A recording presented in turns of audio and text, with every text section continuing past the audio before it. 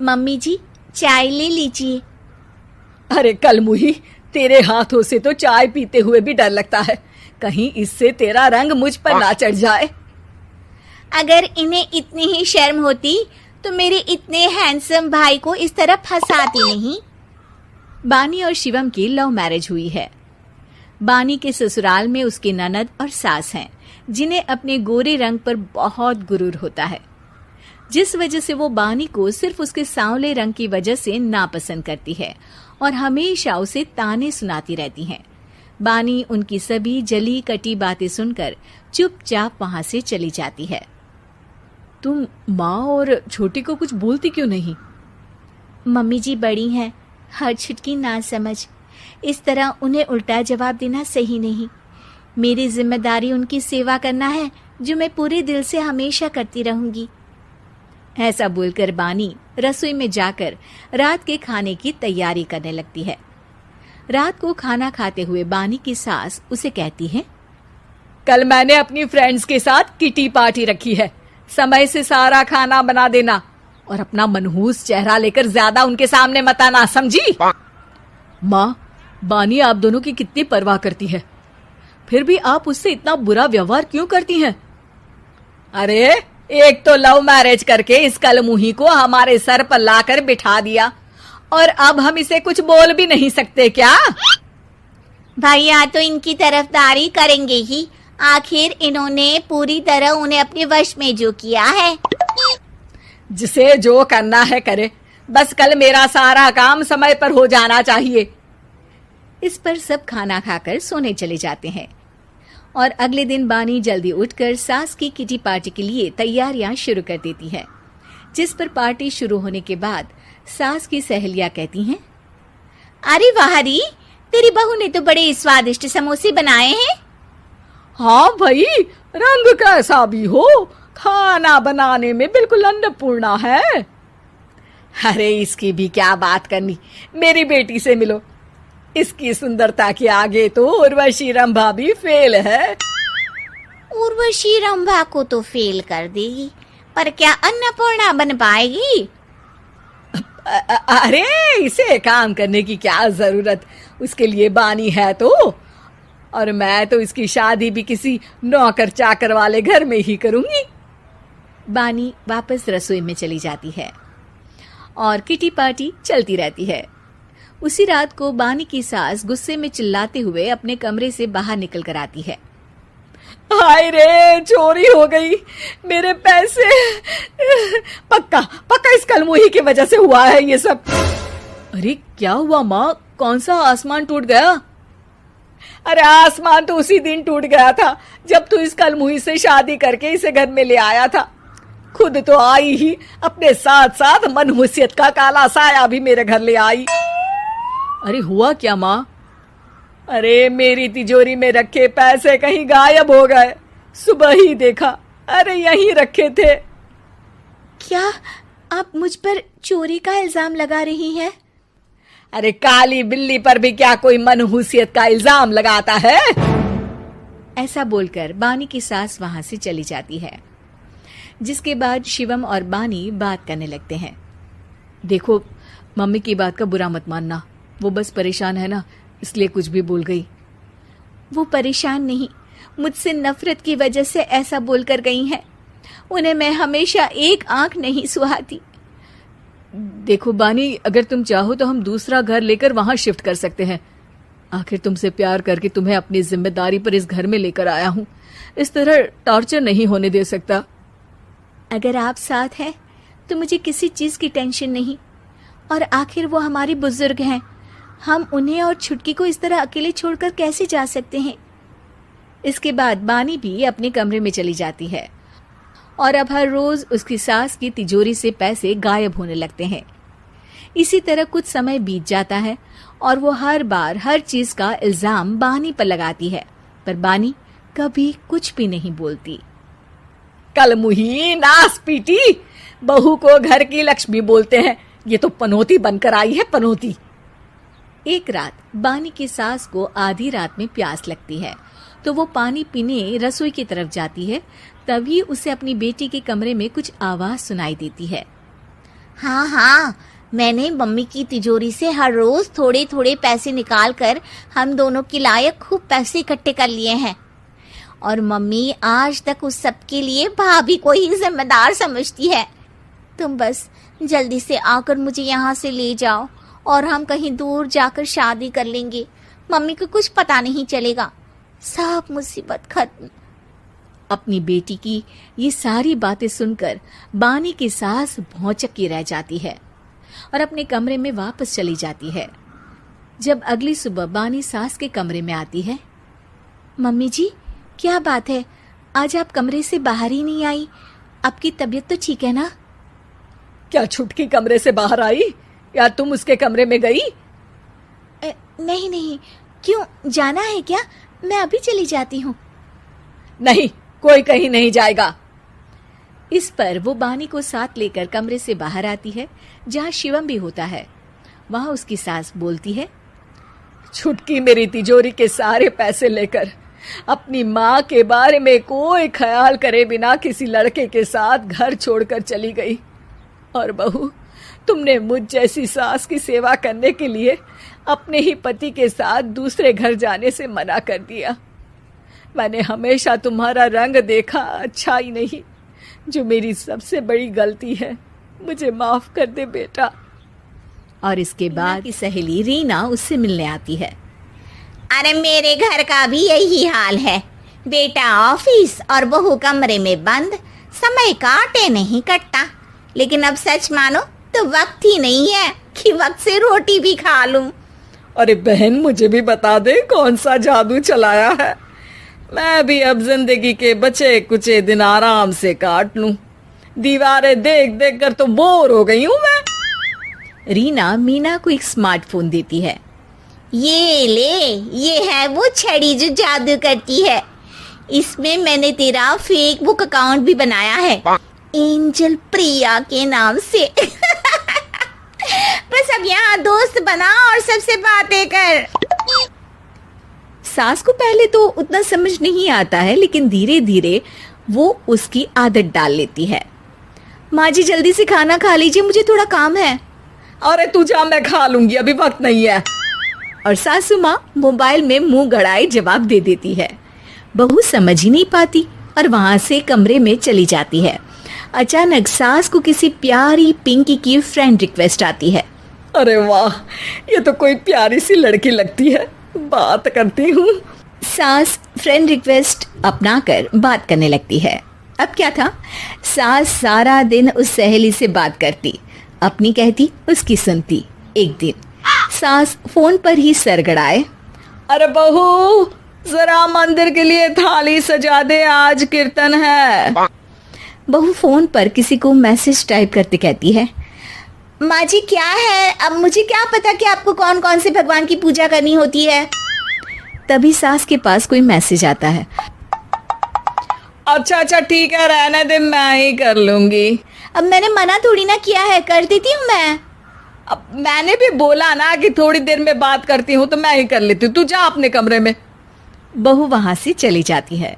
सास मंदिर पहुंचती है और मंदिर की सीढ़ियों पर बैठकर सास फोन पर लिखती है, अरे मेरी बहू सारा दिन अपने कमरे में बैठी रहती है। वहां से रिप्लाई आता है, मैं आपकी बहू को तो जानती नहीं हूँ, लेकिन हाँ एक बात है, हो सकता है आपने उसे ताने दिए होंगे या फिर उसका दिल दुखाया होगा। ऐसा करने पर बहुओं का मन ससुराल से हट जाता है। याद रखिए, बहू और बेटी में फर्क होता है। सास घर जाती है और बहू से बड़े ही प्यार से बात करती है, उसके लिए खाना बनाती है, उसे गिफ्ट में साड़ी भी देती है। जिसके बाद अगले दिन, माँ जी चलिए, आज मैं भी आपके साथ मंदिर चलती हूँ, आते वक्त भोले भैया के गोलगप्पे खाकर आएंगे। अरे हाँ बहू, ये तो अच्छा है, चलो। सास मन में सोचती है कि उसकी फेसबुक वाली दोस्त कितनी अच्छी है। उसके समझाने से उसे उसकी बहू वापस मिल गई। वो बहू को अपनी दोस्त के बारे में बताने का सोचती है, लेकिन फिर चुप हो जाती है। बहू फोन पर टाइप करती है, मेरी सास मुझे नौकरानी समझती है, एक गिलास पानी तक खुद नहीं लेती। मन तो करता है कि बोल दूं, मैं बहू हूँ, कोई नौकरानी नहीं। वहां से रिप्लाई आता है, देखो तुम्हारी सास को तो मैं भी नहीं जानती, लेकिन वो बुजुर्ग होंगी। पूरा जीवन उन्होंने घर गृहस्थी चूल्हा चौका में निकाल दिया। और फिर तुम ये भी मत भूलो कि जिस पति पर तुमको इतना गर्व है उसे भी शिक्षा उन्होंने ही दी है। तो जिसने तुम्हें इतना दिया, क्या तुम उनकी थोड़ी सी सेवा नहीं कर सकती? बहू भी अगले दिन से सास का सारा काम करती, उनके पैर दबाती, उनका ख्याल रखती, उनके साथ घूमने जाती। एक दिन सास, बहू ये लो मेरा हीरे का हार। पहले तो सोचा था कि अपनी बेटी को दूंगी, लेकिन आज जब मेरे हाथ पैर में दर्द था तो तुम मेरा साथ दे रही थी। समय पर खाना पानी देकर तुमने ही मेरा बुढ़ापे में साथ दिया।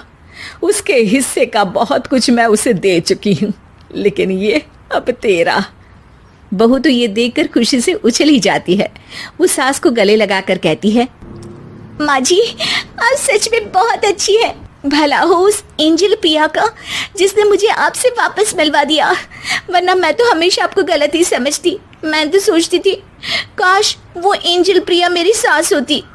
क्या नाम लिया बहू? एंजल प्रिया तेरी फेसबुक फ्रेंड है?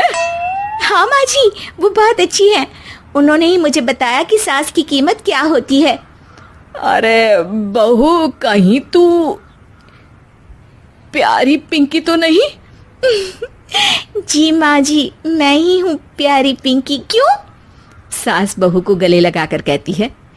मैं भी यही सोचती थी कि काश प्यारी पिंकी मेरी बहू होती। शुक्रिया बहू। सासू माँ, शुक्रिया तो हम दोनों को फेसबुक और सोशल मीडिया का करना चाहिए, जिसने हम दोनों को एक दूसरे से दिल से मिला दिया। अब तक दोनों को समझ आ गया जो सी प्रॉब्लम है जो आपने सोशल मीडिया पर अपलोड किए। अरे इतनी सी बात और इतना ज्यादा ओवर रिएक्ट। ये इतनी सी नहीं, मेरी करियर की बात है। मैं मॉडल हूँ और मेरी इंडस्ट्री में कोई भी एक शादीशुदा मॉडल के साथ काम करना नहीं चाहता। इसीलिए अभी के अभी उन फोटो को डिलीट करो। नैना के गुस्से में ऐसा बोलने पर रोहित सोशल मीडिया से अपनी और नैना की सारी फोटो डिलीट कर देता है। नैना एक मॉडल है जिसकी शादी रोहित से होती है, पर उसे हमेशा हर चीज से पहले सिर्फ मॉडलिंग ही दिखाई देती है। इसीलिए वो इसके आगे अपनी शादी को भी कोई इम्पोर्टेंस नहीं देती।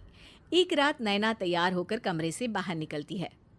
अरे इतनी रात को ऐसे तैयार होकर कहाँ जा रही हो? Night club. बहू, इस तरह रात भर घर की बहू का बाहर रहना सही नहीं है। ओ प्लीज, ये छोटी थिंकिंग आप अपने पास ही रखें। मेरे प्रोफेशन में night club and parties normal है। ऐसा बोलकर नैना घर से बाहर निकल जाती है और रात भर पार्टी करने के बाद अगली सुबह घर वापस आती है, जहां उसकी सास सुबह सुबह घर की सफाई कर रही होती है। ओहो मम्मी, आप तो बहुत जल्दी उठ जाती है। चलो अच्छा है, मैं चली सोने। जब पूरी दुनिया के उठने का समय है तब तुम्हें सोना है। भला ये भी कोई घर वापस आने का समय है? नॉट अगेन मॉम, मैं आप और आपकी इन बातों से टायर्ड हो गई हूँ। अगर आपको ये सब सहन नहीं करना था तो रोहित की शादी एक मॉडल की बजाय किसी साधारण लड़की से करानी थी ना। सास को ये सब बोलकर नैना सोने चली जाती है, जिसके बाद वो सीधा शाम को कमरे से बाहर निकलती है तो देखती है कि उसकी सास और रोहित बैठे बैठे खाना खा रहे हैं। नैना भी उन्हीं के साथ डाइनिंग टेबल पर जाकर बैठ जाती है, जहां सारा तेल वाला खाना देखकर वो गुस्से में भड़क जाती है। ये सब क्या है मॉम? आपको पता है ना कि मैं एक मॉडल हूँ और मुझे अपना फिगर मेंटेन करने के लिए हेल्दी फूड ही खाना होता है, नॉट लाइक यू। फिर भी आपने सारे खाने में तेल ही तेल भर दिया।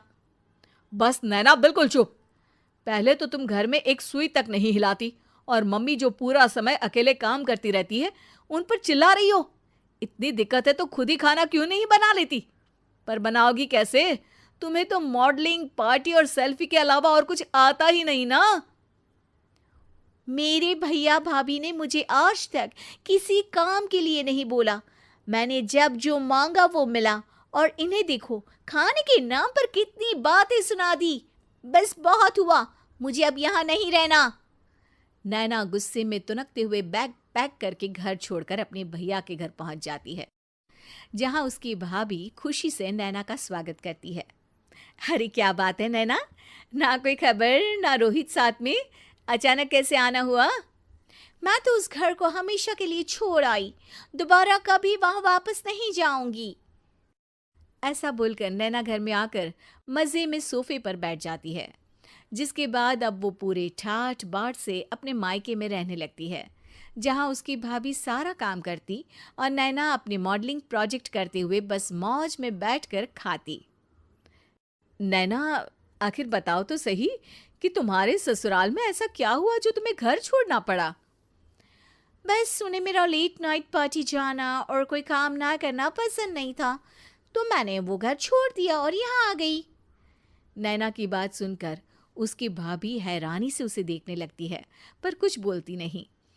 इसी तरह कुछ समय बीतता है और देखते ही देखते अब नैना के पास मॉडलिंग के प्रोजेक्ट्स आने कम हो जाते हैं, जिससे नैना बहुत परेशान रहने लगती है। ऐसा कैसे हो सकता है? मैं इतनी सुंदर मॉडल हूं तो फिर भी मुझे काम क्यों नहीं मिल रहा? देखो नैना, काम में ऐसे उतार चढ़ाव तो आते ही रहते हैं। आज नहीं तो कल तुम्हें इससे भी अच्छा काम मिलेगा। तब तक अगर तुम चाहो तो घर में खाली बोर बैठने से अच्छा है कि मेरी मदद कर सकती हो। नैना पहले तो घर के काम का नाम सुनकर नाक चढ़ाती है, लेकिन फिर कुछ दिनों तक कोई काम न होने पर बोर होकर अपने आप भाभी की मदद करने पहुंच जाती है। इसी तरह धीरे धीरे उसकी भाभी नैना को घर का काम करने के साथ सारा खाना बनाना भी सिखा देती है।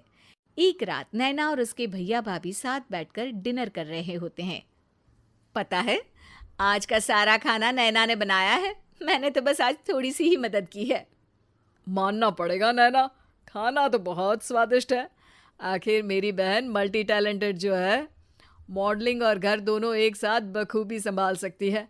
और फिर जब मदद करने के लिए घर में कोई दूसरा इंसान भी हो तो फिर दिक्कत ही क्या। मेरी बहन चाहे तो उसके लिए कुछ भी इम्पॉसिबल नहीं है।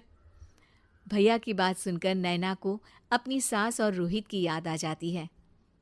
भैया, मम्मी और रोहित ने कभी मुझे मॉडलिंग करने से रोका नहीं। वो तो हमेशा हर चीज़ अकेले संभालते आए हैं और मैं हर काम खराब करती रही। मम्मी पूरा घर अकेली संभालती है और मुझसे बस थोड़ी मदद की उम्मीद करती है, पर उसकी जगह मैं उन्हें उल्टा बोलती रही। गलती मेरी है भैया, मुझे अपने ससुराल वापस जाना चाहिए। जानकर खुशी हुई बहना कि अब मेरी छोटी सी बहन समझदार भी हो गई है। इसके बाद नैना अपने ससुराल तेजी पर बहुत घमंड था। वो बात बात पर हर्षा को ताना मारा करती। एक दिन वर्षा किचन में खाना बना रही होती है और हर्षा से कहती है, देवरानी जी, इतना धीमे धीमे खाना बनाओगी तो लोग भूख से मर जाएंगे। पिछले जन्म में कछुआ थी क्या? मेरा तो पता नहीं, आप बहुत तेज हो। आप पिछले जन्म में घोड़ा थी क्या? वर्षा आराम से चली जाती है। खाना खाने के बाद वर्षा का पति गौतम, हर्षा का पति लोकेश और उनके माता पिता बैठकर टीवी देख रहे होते हैं। तभी सास कहती है, अरे रामायण लगा दो हर्षा। हर्षा धीरे धीरे चैनल बदलती है। जब तक रामायण के चैनल पर पहुंचेगी रावण मर भी चुका होगा। हाँ बेटा हर्षा, जल्दी लगा देना, राम भगवान के दर्शन कर लूं। जी लगा तो रही हूँ। इतना स्लो? सासू माँ इतने में तो अयोध्या जाके राम भगवान के दर्शन कराएंगी।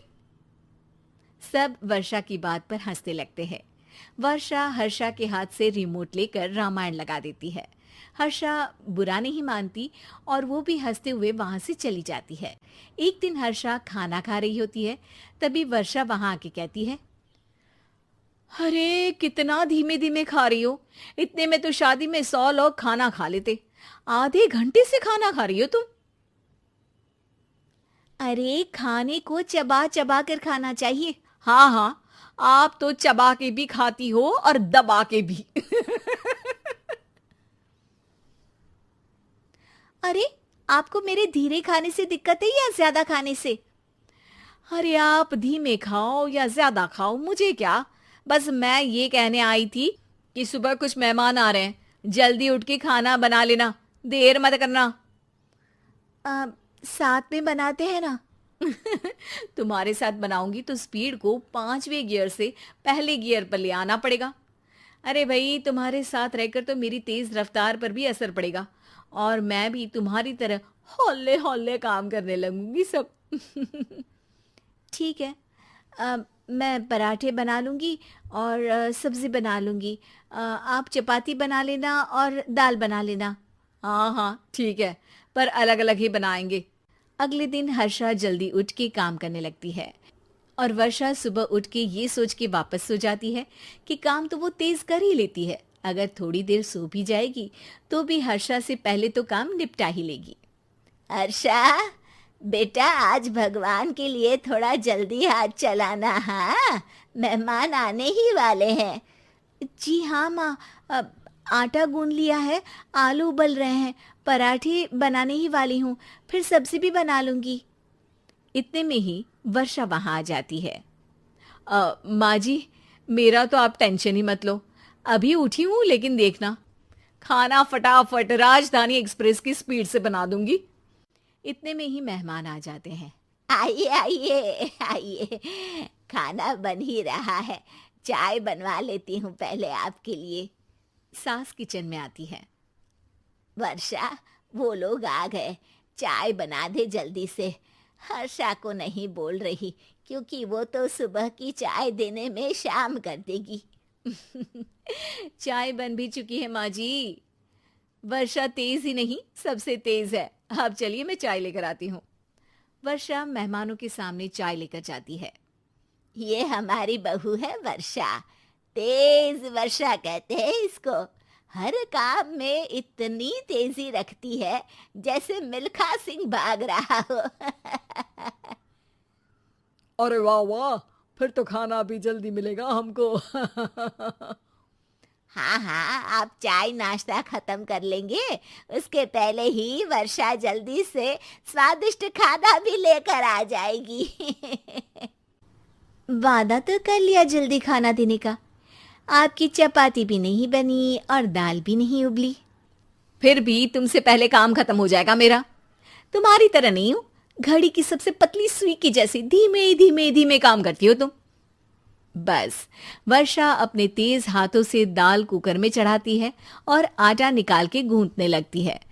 थोड़ी देर में कुकर की तेज सीटी बजती है और वर्षा का हाथ डोल जाता है। आटे में पानी ज्यादा पड़ जाता है। अरे रे, आटा तो ज्यादा गीला हो गया। वर्षा जब रोटी बेलने लगी तो एक भी रोटी गोल नहीं बन रही थी। कोई रोटी श्रीलंका के नक्शे जैसी थी तो कोई रोटी ऑस्ट्रेलिया के नक्शे जैसी बनती। वर्षा चिढ़ जाती है। कुकर फिर से जोर से सीटी मारता है। सास बाहर से आवाज देती है, वर्षा बेटा, आज स्पीड थोड़ी कम लग रही है, टाइम और लगने वाला हो तो बता दो बेटा। वर्षा को ये बात सुनकर बहुत बुरा लगता है। वो सोचना भी नहीं चाहती थी कि कभी उसकी तेजी पर कोई सवाल उठेगा। वहीं हर्षा धीमे धीमे अपना काम करती रहती है। वर्षा दाल बनाते वक्त भी इतनी घबरा जाती है कि जल्दबाजी में दाल में नमक ज्यादा गिर जाता है। वर्षा का खाना फिर भी हर्षा से जल्दी तो बन जाता है और जब खाना मेहमानों के सामने लगता है तो सब हर्षा के खाने की तारीफ करते हैं। अरे पराठी तो कमाल की बनी है और सब्जी भी। बस दाल में नमक थोड़ा इधर उधर हो गया है। वर्षा को बहुत शर्म आती है और वो नीचे सर करके खड़ी रहती है। तभी हर्षा कहती है, वो ना, मैं थोड़ी जल्दबाजी कर गई और नमक ज्यादा हो गया, पर पराठे तो वर्षा भाभी ने ही बनाए हैं, इसीलिए तो अच्छे बने हैं। वर्षा ने कभी नहीं सोचा था कि हर्षा के काम की इतनी तारीफ होगी, लेकिन वो उसका यश वर्षा को दे देगी।